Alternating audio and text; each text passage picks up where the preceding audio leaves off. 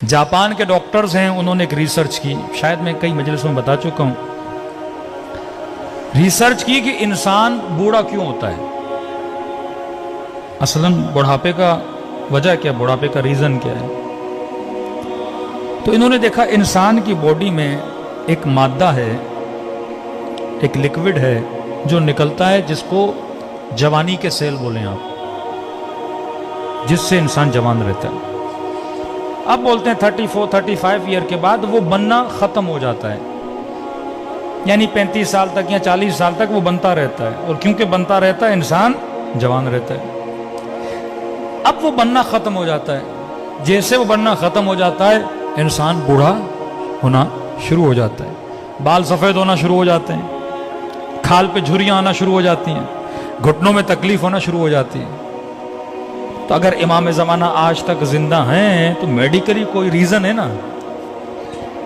अल्लाह जो भी करता है असबाब के जरिए करता है ना।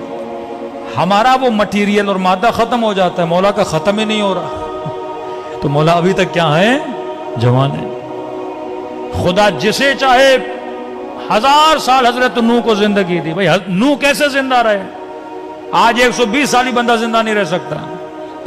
तो वो चीज हजरत नूह के बॉडी में थी, मुदाम बन रही थी, जिससे हजरत नूह क्या रह रहे थे, जवान रह रहे थे। अब इन्होंने कहा कि हम देखें कि ये मादा किस चीज से बनता है, ताकि हम कोई दवाई बनाए, कोई टैबलेट बनाए, कोई गोली बनाए, कि अगर ऑटोमेटिकली नहीं बन रहा, हम बाहर से इंसान के पेट में डालें और जिससे इंसान क्या रहे, जवान रहे। हजारों पौधों पे इन्होंने रिसर्च की कि वाकई ये किस चीज से बनता है, कैसे बनता है। तो कहते हैं हजारों पौधों पे रिसर्च करने के बाद ये एक नतीजे पे पहुंचे कि ये मादा 2 फलों में पाया जाता है। एक फल है ओलिव, एक फल है इंजीर। हाँ?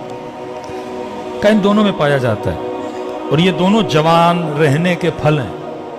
बंदा अगर जवान रहना चाहता है तो ये फल खाए। फिर का कितनी मिकदार में खाए। अब बंदा 10 टेबलेट खाए, 15 टेबलेट खाए, 1 किलो इंजीर खाए, 10 किलो इंजीर खाए, तो नतीजा निकाला अगर बंदा 7 जैतून खाए या 1 इंजीर या बरअक्स, तो ये इसका डोज है। अब इन्होंने रिसर्च की, ये रिसर्च पहुंची मिस्र के एक कुरानियात पे काम करने वाले बंदे पर। उसने देखा कि पूरे कुरान में परवरदिगार आलम ने एक फल का नाम 7 मरतबा लिया है और एक फल का नाम 1 बार लिया है। तो इन्होंने इन डॉक्टर्स को खत लिखा कि तुमने इतनी मेहनत करके इस रिसर्च पे पहुंचे हो, ये तो खुदा ने कुरान में हमें कब का बता दिया है।